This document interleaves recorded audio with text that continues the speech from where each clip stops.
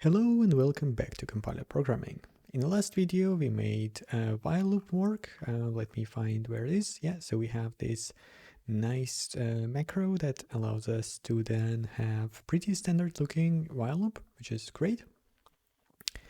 But it would be quite horrible if we had to copy paste that macro in every file that we use, and for a lot of languages this is basically considered part of the standard syntax, so we definitely need something along the lines of import support. The way I want to approach it is actually start with the functionality we have in a CLI. So here there is a way to read the file and actually tokenize it. So I will take that and I will extract it into the source file so we can use it there. Okay, so let's take all of that stuff from here and then we'll see how I want to. Well, actually, we probably only need this. So I will dump it maybe at the very bottom for now, and then we'll see if there is something needs to be moved around. So how do I want to do it? I guess we will. Well, let's start with the void as always, and then if we need to return something, we will return them. So we'll say program in import file, right? And it will accept a program pointer, and it should accept a slice with the file path, something like that. And let's put this stuff in. Okay, so first thing first, we actually need to convert the path, right? Oh, here I'm fortunate enough that I'm using vchar-t, so the file path is already in the UTF-16 encoded like Windows wants it to be. So that's a bit unfortunate. I don't actually want to deal with UTF-16 on the level of here, right? Here I already want to, I will do the conversion that is necessary here. How do I want to deal with this stuff? Well, let's, I guess, split this up into parts. So there will be import file, UTF-16 or something. Not very elegant, but it will do the job. So let's do it like that. And this will be vchar-t star path. And I'll take all of this jazz and put it over here. And this is what we can now call from this code. So this is unnecessary, and this is also unnecessary, and even this is unnecessary. Is it part of the copied code? Just to verify. Yes. Okay, so we create a program and then we just say program import file UTF-16 and we say file path. So this is what the CLI is supposed to be doing. And here, let's just verify that this works. So I'm missing something. We don't need the program. That's fine. UTF-16 file path. So that's called file path. Okay, report error is not something that we have. So maybe, how do I want to do this? I guess, where are we using do you use report errors anywhere else, or it was only used in this function? So let's say define. Oh, we don't even need because we're only using it once. So if, or no, maybe twice, right? This is 2 places where we were using it.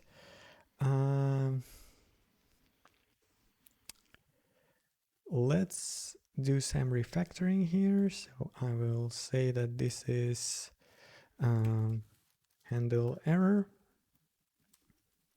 and we will return, let's do very simple. We will return bool for now. That's not very expressive information about what failed, but that's gonna work for now. And when everything is fine, we return true. So if it failed, we also return false, right? If the tokenizer failed. That sounds good. And here we'll just say printf error could not open specified file, and then go to handle error, something like that. And then the same thing basically is going to happen here, where we say could not read specified file, something along these lines.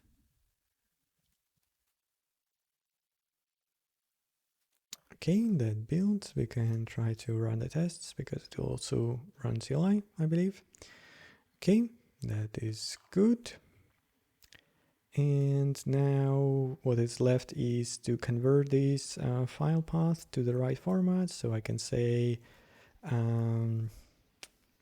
vchar t star file path utf-16 is utf-8 to utf-16 now terminated or something. It probably wants an allocator, so we say temp allocator and we provide a file path. Okay, and now we change the return type of this function, and we do return program import file utf-16. Yep, that's exactly what we want. And we pass in the program and file path. I cannot find letter P for some reason. I definitely need to improve my typing skills. utf-16. Okay, something like that. That looks good. And with that function, we are ready to actually start using it in other places. I don't think we even need to do anything special. We can just match multiple modules and that would work just fine. So right now I'm not gonna do anything different basically from what C does. I will not check if the same file is loaded twice. I will not isolate the scopes. This is just a very basic setup to allow us to have some kind of standard library or prelude as it's called in other languages. Just some things that are very basic that are to load them easily into the code, and then later we'll figure out what is a good way to import stuff and so on and so forth. So let's create a folder. So we'll create a folder called lib, and I will go from fixtures. I will copy something. Actually, that's the wrong place to copy it to. I want it to lib. This will be our prelude. We will open it here, and what it will have is it will have for now just this while loop macro and nothing else.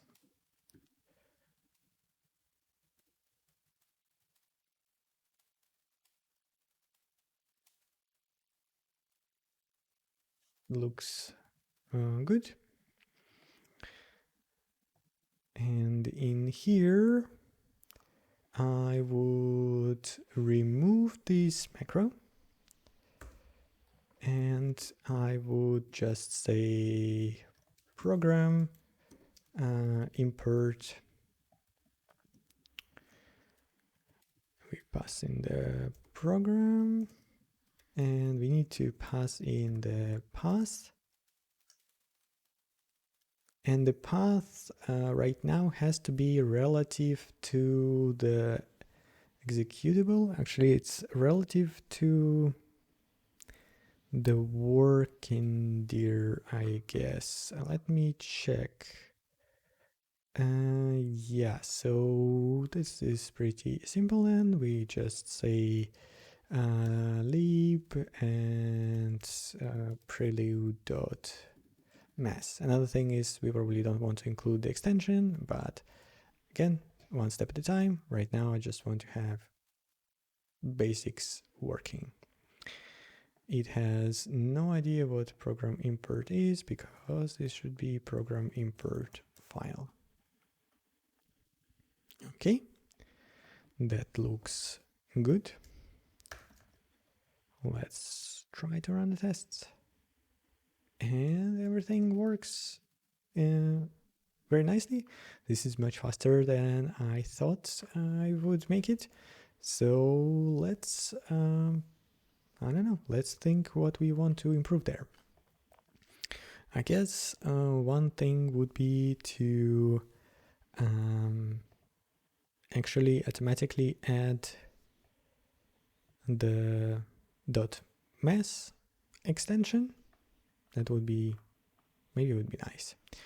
String manipulation is always quite annoying in C, but we can do that. We can still make that happen. Okay, so let's say we don't want to pass in this stuff. Actually, let me check the test and see if we are using, actually right now we are not even using CLI, so that's something to improve as well. But first let's do the file stuff. So I guess it is supposed to work both on the UTF-16 and on the UTF-16, so I will do it here. And the way I will do it, it will say that this is like a raw path, and then I will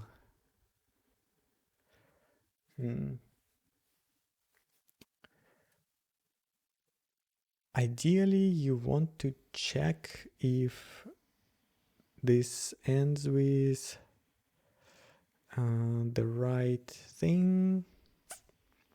Let me think about it.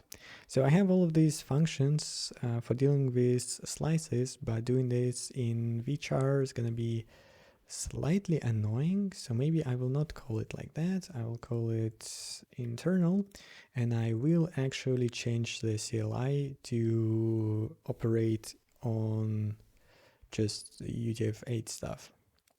So we do it like this,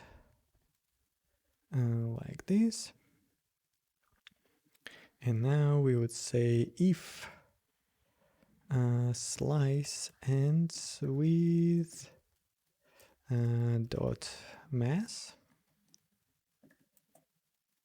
we will add that. So we would say, I need to check exactly, slice append. No, I don't have that. I guess the way to do that would be the following. I'll say fixed buffer star buffer is fixed buffer make of, so we want to tell it, oh, Let's just do it like that. We want to pass in allocator, so allocator is temp allocator, and capacity, let me split this into 2 lines, and capacity is file path length plus slice and width. It wants to have a slice, right? So we say slice extension is slice literal of .mass. We would say file path extension k plus extension length.